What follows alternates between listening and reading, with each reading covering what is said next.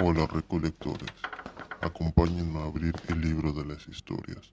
Hoy, como en cada ocasión, tendremos una nueva historia. Sin más, les dejo con la historia del día de hoy. Trabajo de noche desde hace 10 años.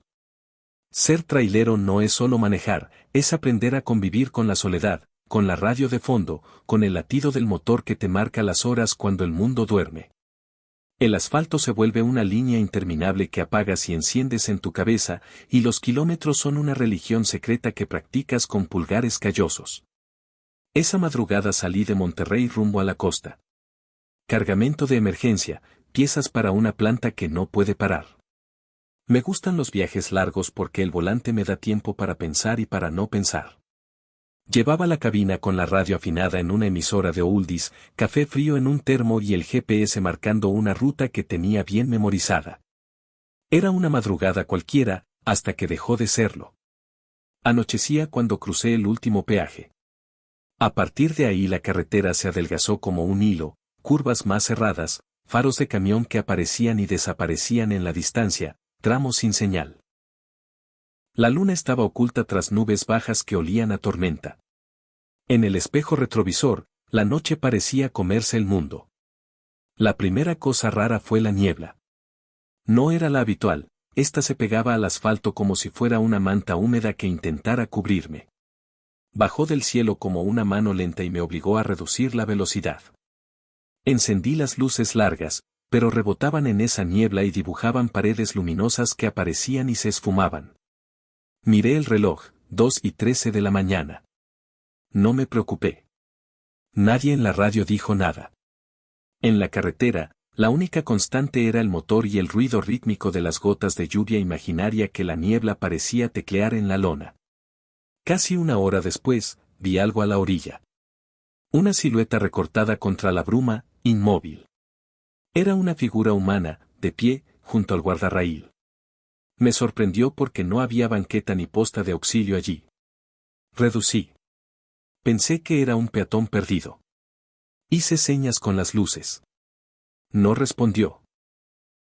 Al pasar, la figura se volvió hacia mí con una lentitud que me hiela todavía, tenía la cabeza inclinada como si escuchara algo que yo no oía. No pude distinguir rasgos. Cuando la pasé, me pareció reconocer la ropa, una chamarra vieja, botas embarradas. Un hombre cualquiera, pensé, hasta que vi que llevaba, colgada del brazo, una manta con manchas oscuras, y algo que brillaba bajo la tela. No pude ver bien, pero parecía, dientes. Muchos dientes, brillando como si alguien hubiera puesto un hule de muela sobre la tela. El corazón me dio un golpe seco. No frené, no se lo recomiendo a nadie. Seguí, intentando normalizarlo, la carretera es extraña, los camiones se quedan sin luz, la gente hace locuras. Pero algo se pegó a mi nuca, una sensación de haber cruzado un límite. Unos kilómetros más adelante encontré el primer accidente. Luces de emergencia apagadas, carrocerías dobladas, restos de vidrio como lluvia caótica. No era reciente, la hierba ya crecía entre los chasis. Pero lo que me sacudió fue la cantidad de zapatos.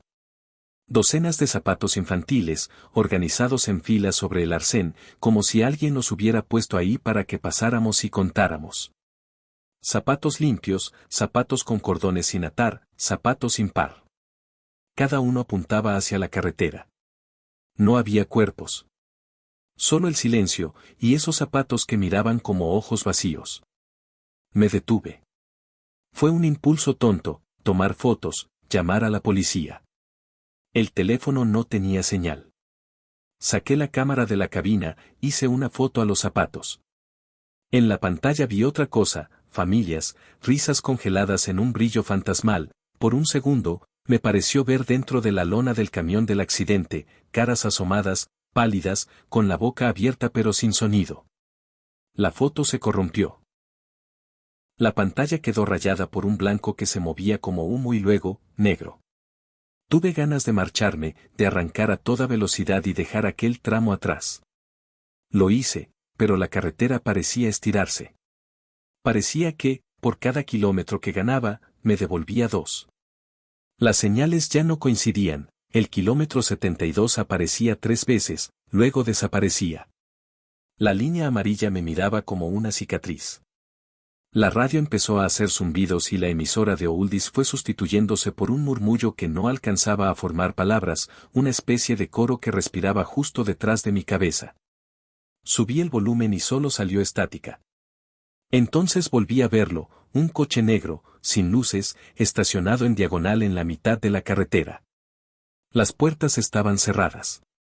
No parecía chocar, solo estar plantado, como una estructura ritual. Frené, di la vuelta y me acerqué. No había nadie dentro. En el asiento trasero, colgaba un reloj de pared. Su segundero se movía hacia atrás. Cuando me inclinaba para mirar mejor, sentí aire frío en la nuca, como respiración, y la cerradura del coche hizo un clic que no fue mío.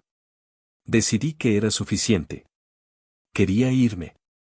Puse la marcha y, al encender el intermitente, vi la sombra cruzar, un grupo de personas o lo que parecía gente que cruzaban la carretera a paso lento.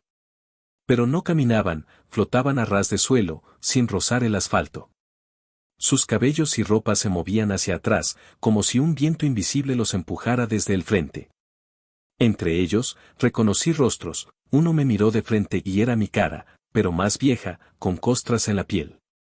Otro rostro era el del hombre de la manta, con los dientes brillando bajo la tela.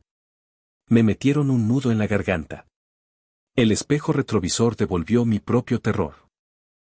Me encontré sin control cuando la camioneta que me seguía, de repente, pasó a mi lado y se detuvo en seco. Un sujeto dentro me señaló, no con la mano, sino con algo que salía de sus ojos, una luz tenue que trazó en el aire un símbolo que no supe descifrar. Sentí como si mi cabeza tuviera peso líquido, y paré como quien se rinde. El tipo salió y vino hacia mí, pero sus piernas se doblaban como si estuviera hecha de madera podrida. No articuló palabra. En su lugar, hizo un gesto hacia el bosquecillo a un lado y dejó caer una bolsa. La bolsa cayó con sonido húmedo.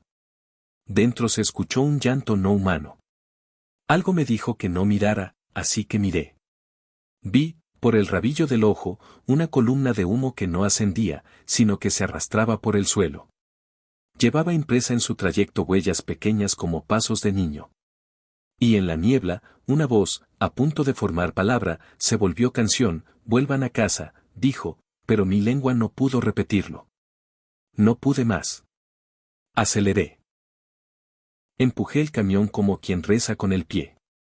La aguja del tacómetro subió, el motor deliró, y la carretera se estiró otra vez. Pasé por la silueta del hombre con la manta, por los zapatos y por el coche negro. Todo se quedó atrás como si jamás hubiese existido.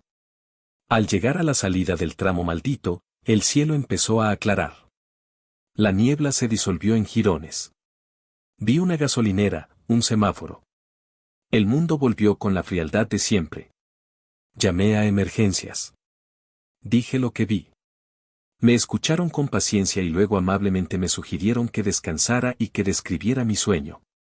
Nadie vio el tramo cuando regresaron. No había choque, no había zapatos. La carretera estaba limpia, y tal vez dicen solo había sido una zona de obras vieja. Me entregaron un informe para llenar. Puse el lápiz en el papel y encontré una nota pegada en el tablero del camión con mi caligrafía. Decía: no olvides contar los pasos. Abrí las cajas del remolque. Dentro, sobre la carga, habían dejado un juguete. Un zapato de lona pequeña, con cordones sin atar. Al lado, una fotografía, era mi cara, sonriendo, tomada desde adentro del camión. Pero mis ojos en la foto estaban vacíos. Vacíos como agujeros que devoran la luz.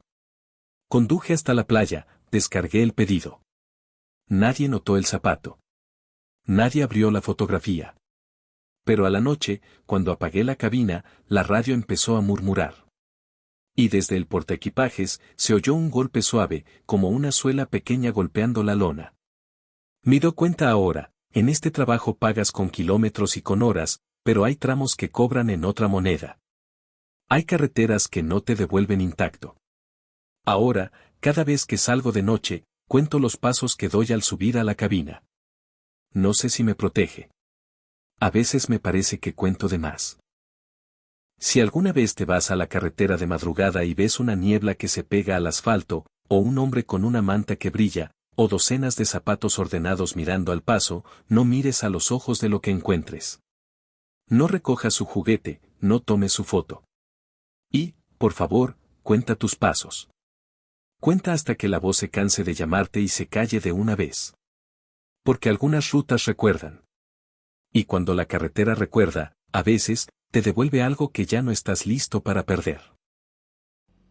Hasta aquí llega la historia del día de hoy, por lo que es hora de cerrar nuestro libro. Si fue de su agrado, no olviden darle like, suscribirse y comentar. Y sin más, no olviden cerrar bien sus puertas recolectoras.